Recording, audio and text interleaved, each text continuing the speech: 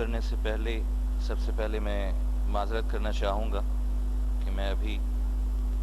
लाहौर के बाहर से हाज़िर हो रहा हूँ इसी वक्त। इंशाअल्लाह ताला आज सूरह हूद की आयत नंबर 13 ता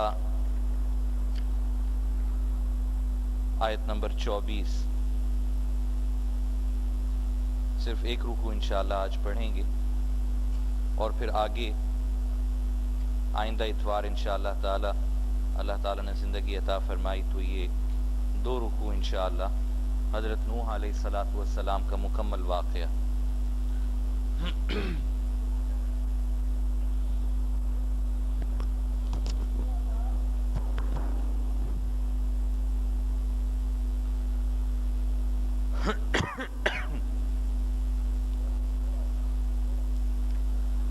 أعوذ بالله من الشيطان الرجيم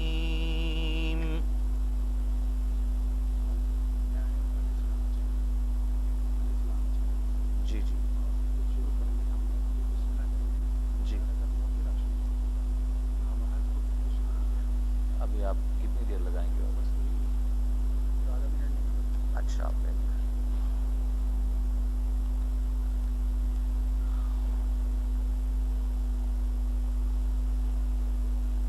अल्लाह अकबर।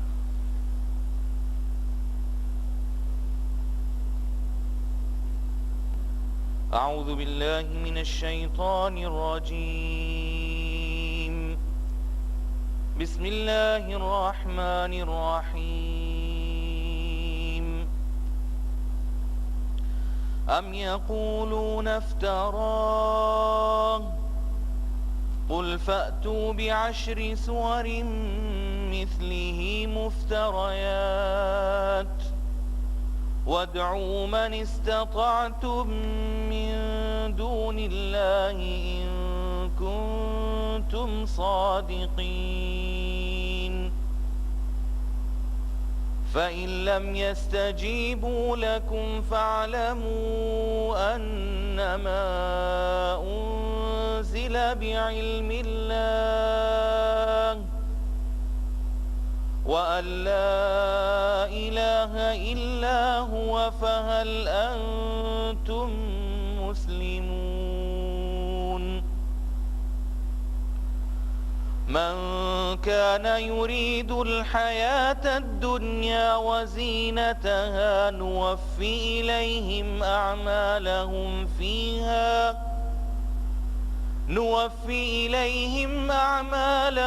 فيها وهم فيها لا يبخسون أولئك الذين ليس لهم في الآخرة إلا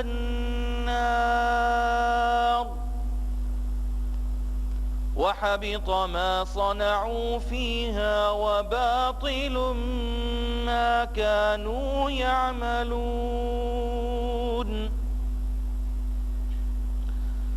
أفمن كان على بينة من ربه ويتلوه شاهد منه ومن قبله كتاب موسى إماما ورحمة أولئك يؤمنون به ومن يكفر به من الأحزاب فالنار موعده فلا تك في مرية منه إنه الحق من ربك ولكن أكثر الناس لا يؤمنون ومن أظلم ممن افترى على الله كذبا أولئك يعرضون على ربهم ويقول الأشهاد هؤلاء الذين وَيَقُولُ الْأَشْهَادُ هَؤُلَاءِ الَّذِينَ كَذَبُوا عَلَى رَبِّهِمْ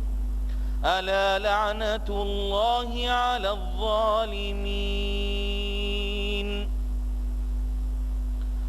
الَّذِينَ يَصُدُّونَ عَن سَبِيلِ اللَّهِ وَيَبْغُونَهَا عِوَجًا وَهُمْ بِالْآخِرَةِ هُمْ كَافِرُونَ أُولَئِكَ لَمْ يَكُونُوا مُعْجِزِينَ فِي الْأَرْضِ وَمَا كَانَ لَهُم مِّن دُونِ اللَّهِ مِنْ أَوْلِيَاءَ يُضَاعَفُ لَهُمُ الْعَذَابُ ما كانوا يستطيعون السمع وما كانوا يبصرون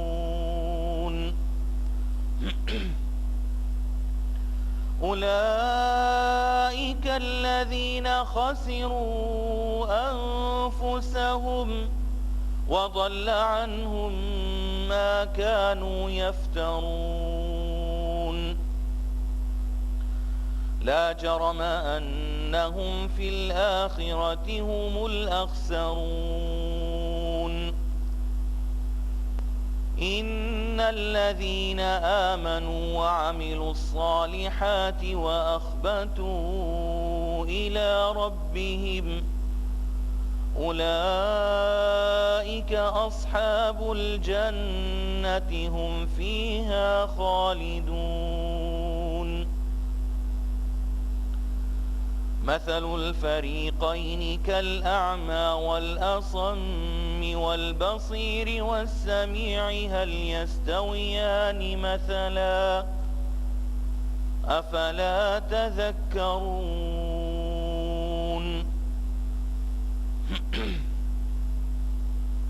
صدق اللہ العظیم. سورہ ہود آیت نمبر 13 تا آیت نمبر 24. ان آیات کا رواں ترجمہ: کیا یہ کفار یوں کہتے ہیں کہ پیغمبر نے یہ کتاب خود ہی گھڑ لی؟ تو اے پیغمبر صلی اللہ علیہ وسلم آپ کہہ دیجئے، اچھا اگر یہ بات ہے تو اس جیسی گھڑی ہوئی 10 صورتیں تم بنا لاؤ، اور اللہ کے سوا جو جو تمہارے معبود ہیں ان کو مدد کے لیے بلا سکتے ہو تو بلا لو، اگر تم انہیں معبود سمجھنے میں سچے ہو۔ اب اگر وہ تمہارے معبود تمہاری مدد کو نہیں پہنچتے تو جان لو کہ یہ اللہ کے علم سے نازل کی ہوئی کتاب ہے، اور یہ کہ اللہ کے سوا کوئی حقیقی معبود نہیں ہے۔ پھر کیا تم اس امر حق کے آگے سر تسلیم خم کرتے ہو؟ جو لوگ بس اسی دنیا کی زندگی اور اس کی خوشنمائیوں کے طالب ہوتے ہیں، ان کی کارگزاری کا سارا پھل ہم یہیں اسی دنیا میں ان کو دے دیتے ہیں، اور اس میں ان کے ساتھ کوئی کمی نہیں کی جاتی، مگر آخرت میں ایسے لوگوں کے لیے آگ کے سوا کچھ نہیں ہے۔ وہاں معلوم ہو جائے گا کہ جو کچھ انہوں نے دنیا میں بنایا وہ سب ملیا میٹ ہو گیا، اور اب ان کا سارا کیا دھرا محض باطل ہے۔ پھر بھلا وہ شخص جو اپنے رب کی طرف سے ایک صاف شہادت رکھتا تھا، اس کے بعد ایک گواہ بھی پروردگار کی طرف سے اس شہادت کی تائید میں آ گیا، اور پہلے موسیٰ کی کتاب رہنما اور رحمت کے طور پر آئی ہوئی بھی موجود تھی، کیا وہ بھی دنیا پرستوں کی طرح اس سے انکار کر سکتا ہے؟ ایسے لوگ تو اس پر ایمان ہی لائیں گے، اور انسانی گروہوں میں سے جو کوئی اس کا انکار کرے تو اس کے لیے جس جگہ کا وعدہ ہے وہ صرف دوزخ ہے۔ بس اے پیغمبر صلی اللہ علیہ وسلم، آپ اس چیز کی طرف سے کسی شک میں نہ پڑیے گا، یہ کتاب حق ہے اور آپ کے رب کی طرف سے، مگر اکثر لوگ نہیں مانتے۔ اور اس شخص سے بڑھ کر ظالم اور کون ہوگا جو اللہ پر جھوٹ کھڑے، ایسے لوگ اپنے رب کے حضور پیش ہوں گے اور گواہ شہادت دیں گے کہ یہ ہیں وہ لوگ جنہوں نے اپنے رب پر جھوٹ گھڑا تھا۔ سنو، اللہ کی لعنت ہے ظالموں پر، ان ظالموں پر جو اللہ کے راستے سے لوگوں کو روکتے ہیں، اس کے راستے کو ٹیڑھا کرنا چاہتے ہیں اور آخرت کا انکار کرتے ہیں۔ وہ زمین میں اللہ کو بے بس نہیں کر سکتے اور نہ اللہ کے مقابلے میں کوئی ان کا حامی ہوگا۔ انہیں اب جہنم میں دوہرا عذاب دیا جائے گا، وہ نہ کسی کی سن ہی سکتے تھے اور نہ خود ہی انہیں کچھ سوجھتا تھا۔ یہ وہ لوگ ہیں جنہوں نے اپنے آپ کو خود گھاٹے میں ڈالا اور وہ سب کچھ ان سے کھو گیا جو انہوں نے گھڑ رکھا تھا۔ ناگزیر ہے کہ وہی آخرت میں سب سے بڑھ کر گھاٹے میں، خسارے میں رہیں گے۔ رہے وہ لوگ جو ایمان لائے اور جنہوں نے نیک عمل کیے اور اپنے رب ہی کے ہو کر رہے، تو یقیناً وہ جنتی لوگ ہیں اور جنت میں وہ ہمیشہ ہمیش رہیں گے۔ ان دونوں فریقوں کی مثال ایسی ہے جیسے ایک آدمی تو اندھا بہرا اور دوسرا ہو دیکھنے اور سننے والا۔ کیا یہ دونوں یکساں برابر ہو سکتے ہیں؟ کیا تم اس مثال سے کوئی سبق نہیں لیتے؟ یہ ان آیات کا رواں ترجمہ سورہ ہود، اور سورہ ہود بھی مکی سورت، ان سورتوں میں جن کی آیتیں ہم سے باتیں کرتی ہیں اور جن کی آیتیں ہمیں باقاعدہ ہلا دیتی ہیں، باقاعدہ جھنجھوڑ دیتی ہیں۔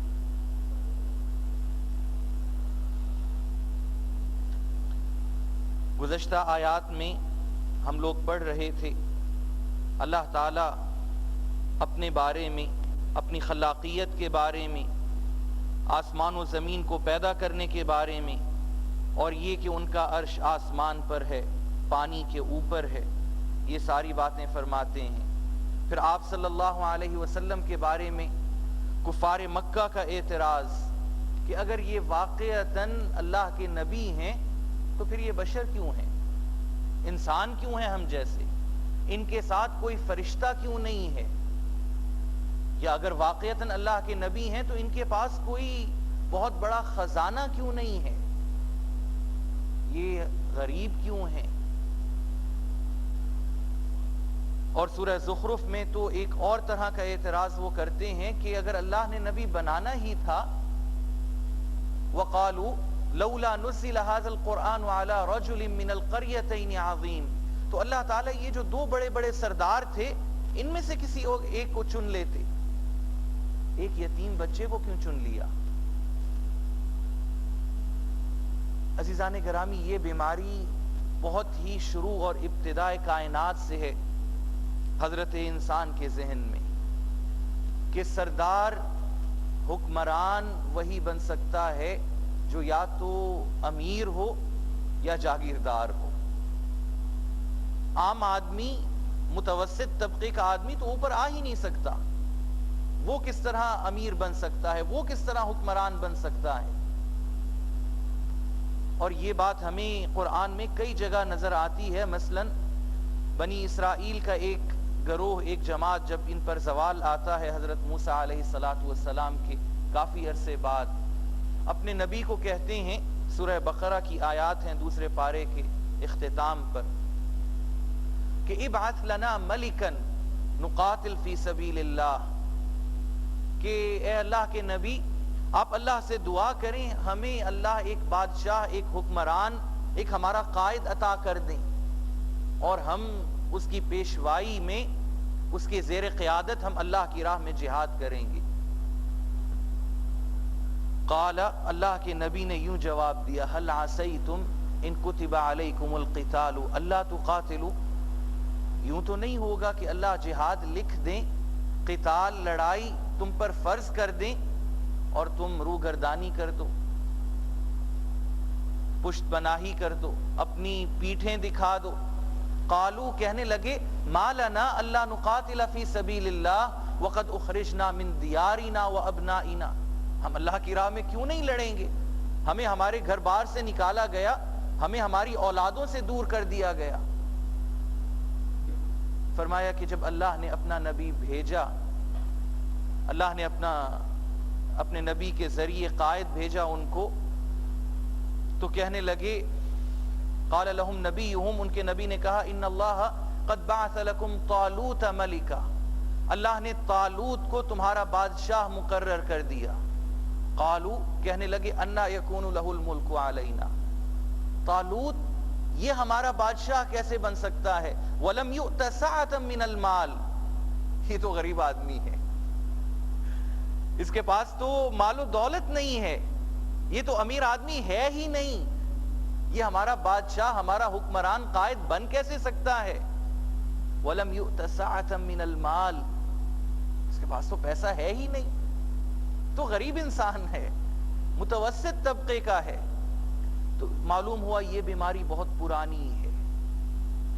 کہ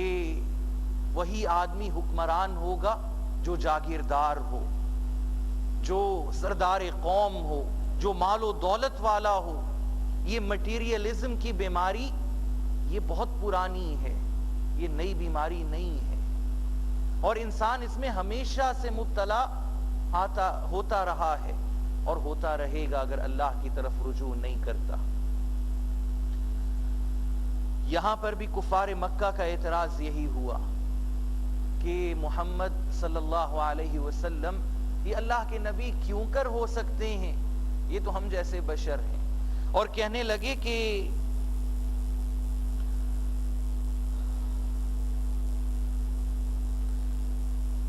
اَن یقولوا لولا انزل علیہ کنز او جاء معہ ملک، کہ ان پر یا تو ان کے پاس بہت بڑا خزانہ ہوتا، ہمیں پتہ چلتا کہ اللہ کے نبی ہیں، یا پھر کوئی فرشتہ ہوتا جو ہٹو بچو کی آوازیں لگاتا رہتا، جو سب کو بتاتا کہ اللہ کا نبی آ رہا ہے، اللہ کے نبی کی سواری آ رہی ہے۔ سورہ فرقان میں کہتے ہیں کہ قالوا ما لهذا الرسول یأکل الطعام ویمشی فی الاسواق، یہ کیسا رسول ہے، ہماری طرح کھانا بھی کھاتا ہے، بازاروں میں چلتا پھرتا ہے، خرید و فروخت کرتا ہے، یہ تو انسان ہے۔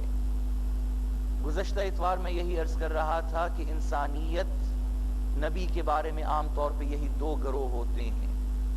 ایک وہ جو نبی کو اس لیے نہیں مانتے کہ یہ بشر ہیں، یہ انسان ہیں، اور دوسرے نبی کو مانتے ہیں تو ما فوق البشر مان لیتے ہیں، نبی کو خدائی کا درجہ دے دیتے ہیں، عیسیٰ کو اللہ کا بیٹا بنا دیتے ہیں، محمد الرسول اللہ کو خدا کے برابر کر دیتے ہیں۔ قرآن بار بار یہی کہتا ہے کہ ہم نے افراط اور تفریط دونوں سے بچنا ہے اور درمیان میں رہنا ہے۔ قل انما انا بشر مثلکم، اے نبی ان کو کہہ دیجئے میں بشر ہوں تم جیسا، فرق کیا ہے؟ یوحا الی، وہ جو اللہ کی وحی، وہ جو اللہ کا نور آ رہا ہے مجھ پہ، یہ فرق آ گیا، یہ اللہ نے مجھے امتیازی صفت دی ہے جو تم انسانوں میں نہیں ہے، اللہ نے مجھے انسان بنانے کے باوجود، بشر بنانے کے باوجود مجھے یہ امتیازی صفت دے دی۔ یہاں پر ایک چھوٹی سی بات میں عرض کرتا چلوں، اگرچہ ہمارا موضوع بحث نہیں ہے، بہت ہی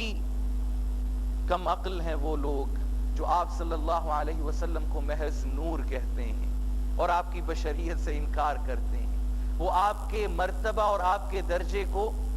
نیچے لے آتے ہیں کہ اس کائنات میں، مخلوقات میں سب سے اعلیٰ درجہ بشر کا ہے، ہم اللہ کے خلفاء ہیں اس زمین پہ، اس کائنات میں، فرشتے بھی جو نور سے بنے ہیں وہ حضرت انسان کے بعد آتے ہیں، ان کا درجہ، یہ بات ذرا ذہن میں رکھیے گا۔ اور وہ واقعہ تو ہم جانتے ہی ہیں سدرۃ المنتہا کا، جہاں حضرت جبریل علیہ السلام نے بھی ہاتھ اٹھا دیے کہ نہیں جی اس سے آگے میں نہیں جا سکتا، یہ اب آگے ختم، اور آگے بشر ہی گئے۔ تو یہ بات ذرا ذہن میں رکھیں کہ ہم محبت میں کہیں بے ادبی اور گستاخی تو نہیں کر جاتے، کہیں ان کے درجے کو نیچے تو نہیں لے آئے، محبت ہی محبت میں اندھے ہو کے۔ تو ایک تو اعتراض کفار مکہ کا جو گزشتہ آیات میں گزرا کہ اگر اللہ کے نبی یہ واقعتاً اللہ کے نبی ہیں تو بشر کیوں ہیں؟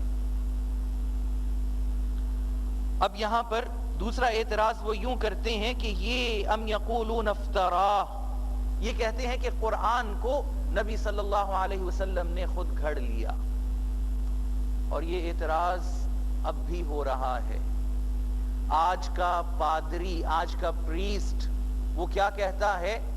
کہ قرآن is a word of محمد صلی اللہ علیہ وسلم and Bible is a word of God۔ وہ اس سے چونکہ انکار نہیں کر سکتا کہ قرآن یہ اسی وقت سے چلا آ رہا ہے اور اس میں کوئی تحریف نہیں آئی، ورنہ وہ فوراً کہتا کہ قرآن has been alterated، قرآن تو محرف ہو گیا، تبدیل ہو گیا۔ اب اس کے پاس چونکہ جواب نہیں ہے تو کہتا ہے قرآن is a word of محمد صلی اللہ علیہ وسلم۔ یہ بات تو وہ بھی ان کو ماننا پڑتا ہے کہ قرآن کے الحمدللہ ابھی وہ نسخے بھی موجود ہیں